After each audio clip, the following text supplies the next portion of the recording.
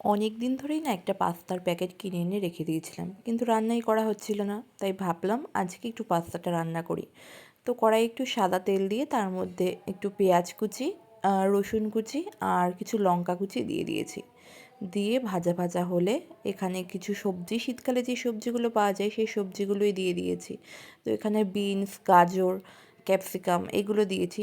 চাইলে আরও কিছু সবজি অ্যাড করা যায়, কিন্তু আমার কাছে যেহেতু ছিল না তাই আমি এগুলোই অ্যাড করেছি। আর ওই 1 চামচ মতো লবণ দিয়ে দিয়েছি। দিয়ে ভালো করে ভাজা ভাজা করে নেব। তো মোটামুটি ভাজা হয়ে যাওয়ার পর ফ্রিজেই চিকেনগুলো ছিল, তো ছোটো ছোটো করে টুকরো করে একটু চিকেনগুলোও দিয়ে দিয়েছি আর কয়েক টুকরো টমেটো দিয়ে দিয়েছি। তো চিকেনটা আর একটু আগে দিয়ে ভেজে নিলে ভালো হতো, কিন্তু আমি ভুলে গেছিলাম। তো অনেক দিন পর পর এরকম রান্না করলে যা হয় আর কি। তো ভালো করে চিকেনগুলো দিয়েও একটু ভালো করে নাড়িয়ে নিয়ে ঢাকা দিয়ে রেখেছিলাম। তো ঢাকনাটা তুলে এখানে একটু ম্যাগি মশলা দিয়ে দিয়েছি। তো এখানে চিকেন তারপর সবজিগুলো খুব ভালো করে ভাজা হয়ে গেছিলো। তো দেখে বোঝাই যাচ্ছে একদম সবগুলো সফট হয়ে গেছিলো। আর অপর দিকে হচ্ছে আমি অন্য একটা দিকে পাস্তাগুলো একটু বয়েল করে নিয়েছিলাম। তো এটা পুরোপুরি আটার পাস্তা, এটা ময়দার না। তো এই পাস্তাগুলো ভালো করে বয়েল করে নিয়েছিলাম। করে নেওয়ার পর সেই পাস্তাগুলো এই সবজির সাথে অ্যাড করে নিলাম।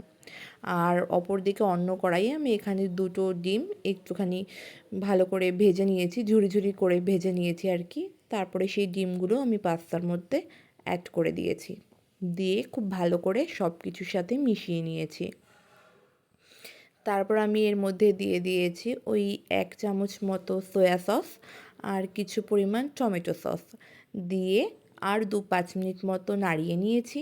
নাড়িয়ে নেওয়ার পর আমার একদম শীতের সকালে গরম গরম সবজি দিয়ে চিকেন এগ পাস্তা রেডি। এটা পুরোপুরি আমি আমার মতো করেই করেছি, তবে খেতে কিন্তু দুর্দান্ত হয়েছিল, মানে ভীষণই টেস্টি হয়েছিল। তোমাদের রেসিপিটা কেমন লাগলো অবশ্যই জানিও।